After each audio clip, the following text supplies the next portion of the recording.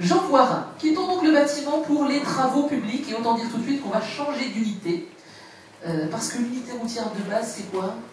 On va dire qu'on va commencer par les milliers de tonnes. Ouais, voilà, on est dans quelque chose de lourd. De costaud. On rappelle, parce qu'on a quand même devant nous des gens qui œuvrent dans le bâtiment, qu'est-ce qu'un ouvrage routier?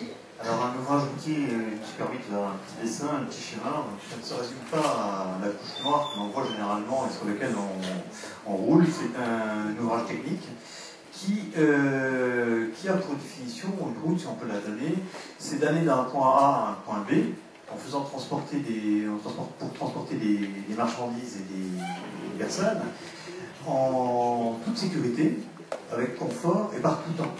Donc tout ça, lorsque l'on va d'un point A à un point B, avec une chaussée, on a le choix des choses à transporter, mais on n'a pas forcément le choix du sol. Et le sol, c'est ce que l'on trouve dans nos constructions sous la structure d'une chaussée. Alors le petit schéma qui est derrière moi se montre rapidement de quoi est constituée une chaussée dans un cas d'école. Vous avez une partie dite de terrassement qui s'arrête à ce que l'on appelle une couche de forme. Tout au-dessus, vous avez une couche qui est la couche de roulement, c'est elle qui est directement en liaison avec les roues, hein. C'est elle qui va assurer l'adhérence, qui va assurer le confort d'utilisation. Et entre les deux, vous avez ce que l'on appelle l'assise de la chaussée, c'est la partie hautement mécanique. C'est elle qui va permettre de répartir une charge, disons, poinçonnante sur un sol dont on n'a pas le choix. Et tout le but, tout le travail de l'ingénieur routier est de déterminer les épaisseurs que vous avez dans l'assise, ainsi que la couche de forme, pour avoir apporté au sol une charge qui est compatible avec ses qualités géotechniques. Voilà, résumer un petit peu la structure d'une chaussée. Donc voilà. Alors, plus précisément, lorsque l'on regarde une chaussée, vous avez la couche supérieure, elle a aussi une énorme fonction. C'est l'ennemi d'une chaussée, c'est l'eau. C'est l'eau parce qu'elle dégrade, elle met en solution, elle transporte des particules, mais également, dans certaines régions, et ici on est bien placé pour le savoir, dès lors que l'eau elle gèle, elle fait tout exploser. Tout le monde a entendu parler des barrières de dégel, etc. Donc la couche supérieure, outre le fait d'avoir une fonction d'adhérence entre le pneu et la chaussée, et le sol, pardon, eh bien, a pour but de protéger tout l'ouvrage de l'eau. Alors on imagine aisément, pour la couche de roulement, mais aussi pour l'assise, et pourquoi pas pour la forme, on n'utilise pas n'importe quel matériau. Alors, bien évidemment, les matériaux qui sont utilisés dans une chaussée, on adapte la qualité des granulats, parce qu'on parle cette fois-ci de matériaux et de granulats généralement, aux caractéristiques que l'on va demander. Alors, les techniques habituelles que l'on utilise pour réaliser les corps de chaussée, ce sont des mélanges à base de bitume, de granulats et de bitume, c'est ce qu'on appelle les bétons bitumineux. Également, on utilise des matériaux non liés, des gravement traités, et puis également des mélanges qui s'apparentent à des bétons, ce qu'on appelle des matériaux traités au liant hydraulique. Alors la différence des bétons, c'est que les liants que l'on utilise, les liants hydrauliques, ce ne sont pas des ciments, ce sont des liants hydrauliques un petit peu plus rustiques, on va dire, parce qu'on a un autre phénomène, on en parlait tout à l'heure, c'est que les volumes générés par les routes sont très très grands. On peut mettre des choses très techniques, mais dès lors qu'on va faire on a un facteur multiplicateur en milliers de tonnes, là on est mort au niveau du prix. On est une région carrière, donc on va chercher ces matériaux dans les carrières, j'imagine. Alors, on parlait tout à l'heure de filière courte, c'est-à-dire avoir le minimum de distance entre l'ouvrage et la carrière. Il faut savoir que le matériau en lui-même, dans le domaine routier, n'est pas très très cher. Le granulat, c'est pas ce qu'il y a de plus cher. En revanche, ce qui coûte très très cher, c'est son transport. Et on en transporte beaucoup. Alors, le but, c'est d'amener les matériaux sur le chantier d'une source qui est la plus proche possible de l'ouvrage.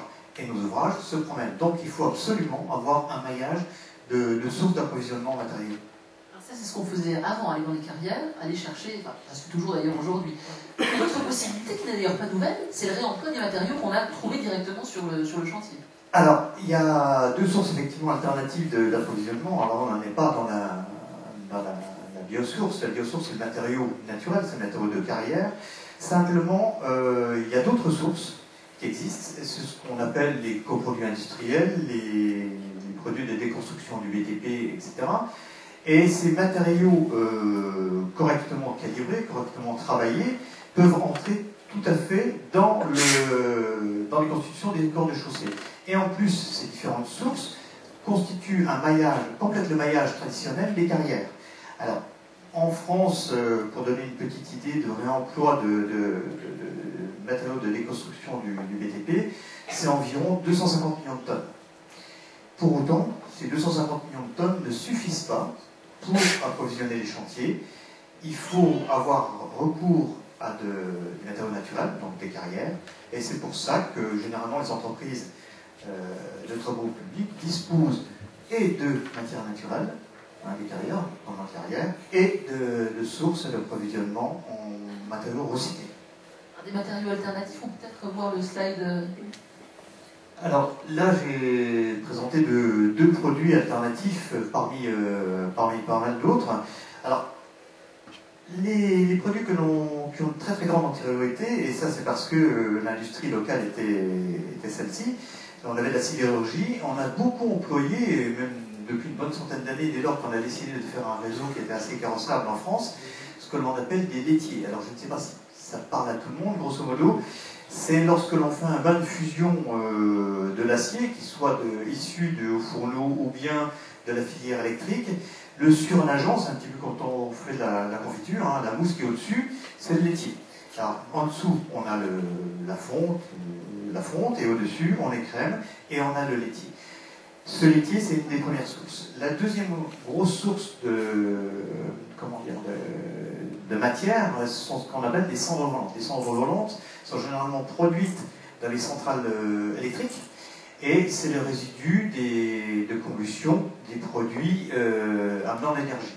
Alors, ce sont toujours des sources qui sont locales et à proximité d'une industrie. Alors, on pourra citer également dans les autres coproduits, on pourra citer les mâchefers à l'incinération d'ordures ménagères, c'est un changé de nom, maintenant ça s'appelle mâchefers à l'incinération de déchets non dangereux. On parlera aussi de granulats de béton concassé, donc ça vous concerne aussi plus ou moins directement, enfin pour ceux qui font encore un petit peu de béton, c'est la déconstruction de bâtiments, avec un tri qui est de plus en plus important maintenant. Et puis également, vous avez certainement rencontré ça lors de vos voyages sur les routes, c'est le réemploi des agrégats d'enrobés. Les agrégats d'enrobés, c'est grosso modo un fraisage de la route. On réemploie pour partie ces matériaux dans les formules neuves. Alors ça, c'est une technique qui a une dizaine d'années, ça s'est accéléré il y a à peu près 5 ans, et par exemple, le marché dans les routes vient d'ouvrir à partir de cette année, au niveau des routes, dans les CCTB, l'emploi de ce genre de matériaux. On se fournit dans une carrière, on sait finalement ce qu'on va trouver.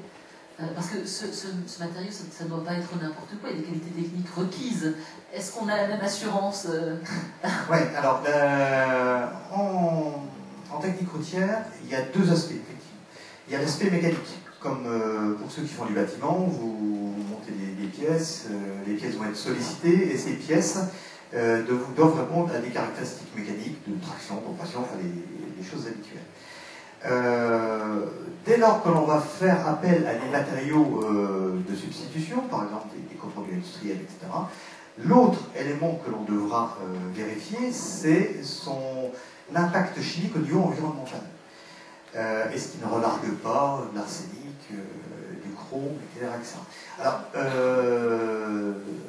depuis les années 2000, tout ça s'est extrêmement codifié, et des guides existent. Alors, au départ, on a employé des guides régionaux, hein, c'était des démarches locales, avec la connaissance que l'on avait pu avoir localement. Et puis, cette fois-ci, il y a l'empreinte nationale, et c'est notamment au travers des instituts comme le CETRA, etc., où il y a des guides relatifs au biome, au laitier, aux matériaux de déconstruction divers et variés, et tout ça très bien codifié au niveau environnemental. Donc, ce réemploi de matériaux de déconstruction, encore de beaux jours devant lui. Oui, alors il a de beaux jours parce qu'il y a toujours de la construction, et qui dit construction dit déconstruction, donc on génère des déchets, hein, pour simplifier. C'est un matériau d'avenir. Hein. Et puis également, il y a une autre dimension, c'est que le réemploi de ces matériaux limite de facto l'ouverture des décharges. Soit on les consomme de manière intelligente dans les routes, un matériau adapté, traitement adapté, il aura sa fonction qui est attendue par le client, soit on en fait des décharges. Et on tape à nouveau sur des ressources naturelles en faisant des carrières, on n'a pas le choix. Donc le réemploi de coproduits, quel qu'il soit, pour peu qu'il assure une fonction, hein, il y a quand même un niveau de service à apprendre, est un bien pour tout le monde. On serait bien embêté quand tous les bâtiments seront en ossature bois avec paille, chanvre, ouate de cellulose. Pour les routes. Il n'y aura plus de routes. Non, la route c'est s'adapter. Hein. On a quand même pas mal de programmes de recherche divers et variés. Et ça tient compte même des boues marines, etc., des notions végétales, etc. Et voilà, donc c'est un des premiers aspects de la filière courte, on va dire, en termes de distance. Hein. J'en vois un. Merci beaucoup, Olivier.